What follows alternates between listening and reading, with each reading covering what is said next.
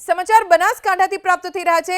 બનાસકાંઠા લોકસભા બેઠકને લઈને કોંગ્રેસના બે ધારાસભ્યો સામસામે આવ્યા છે। એક તરફ જ્ઞાનીબેન ઠાકોરે પ્રચાર શરૂ કરી દીધો છે તો બીજી તરફ કાંતિ ખરાડીએ દાવેદારી નોંધાવી છે। દાંતાથી ધારાસભ્ય કાંતિ ખરાડી જેમણે દાવેદારી નોંધાવી છે।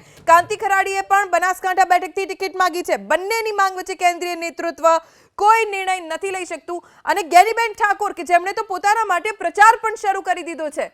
બનાસકાંઠાની બેન જ્ઞાનીબેન આ સૂત્ર સાથે જ્ઞાનીબેને પ્રચાર પણ શરૂ કરી દીધો તો બીજી તરફ કાંતિ ખરાડીએ પણ બનાસકાંઠા લોકસભા બેઠક ઉપર દાવેદારી કરી છે।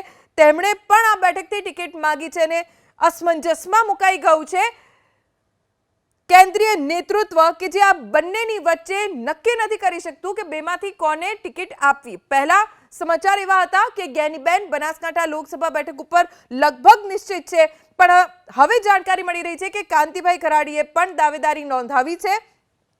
તેમને પણ બનાસકાંઠા લોકસભા બેઠકની ટિકિટ જોઈએ છે અને બંનેની માંગ વચ્ચે કેન્દ્રીય નેતૃત્વ કે જે અસમંજસમાં મુકાઈ ગયું છે। અમારા સંવાદદાતા હિરેન રાજગુરુ પાસેથી વધુ જાણકારી પ્રાપ્ત કરીશું। હિરેન, જ્ઞાનીબેને તો સૂત્રો સાથે પ્રચાર પણ શરૂ કરી દીધો છે, કાંતિભાઈએ પણ ટિકિટ માંગી છે। આ બંનેમાંથી કોનું પલડું ભારે લાગી રહ્યું છે?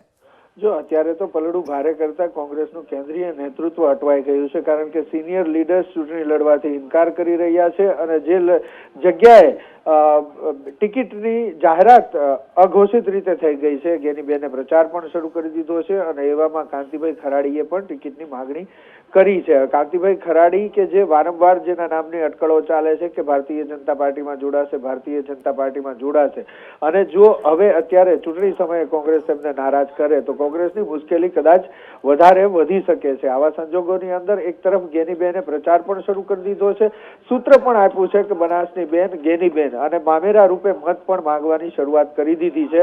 જો કે હજી ક્યાંક અવઢવ હોય કેન્દ્રીય નેતૃત્વમાં તેવું લાગી રહ્યું છે કારણ કે લલિત વસોયાને ફોન કરી અને જાણ કરી દેવામાં આવી છે કે તેઓ તૈયારી કરે પોરબંદર બેઠક ઉપરથી ચૂંટણી લડવાની। એક તરફ પ્રચાર શરૂ કરી દીધા હોવા છતાં પણ જ્ઞાનીબેનને હજી આ રીતની સૂચના કેન્દ્રીય નેતૃત્વ તરફથી નથી આપવામાં આવી, જેને લઈ અને હાલ એ બાબત સામે આવી છે કે બનાસકાંઠા બેઠક ઉપર ભલે પ્રચાર જ્ઞાનીબેને શરૂ કરી દીધો હોય પરંતુ હજી ત્યાં મુશ્કેલી ઊભી છે અને કેન્દ્રીય નેતૃત્વ અવઢવમાં મુકાયું છે। હિરેન, આભાર જાણકારી આપવા માટે। તો હવે કેન્દ્રીય નેતૃત્વની આ અસમંજસતા ક્યારે દૂર થશે એ જ્યારે યાદી જાહેર થશે ત્યારે ખબર પડશે।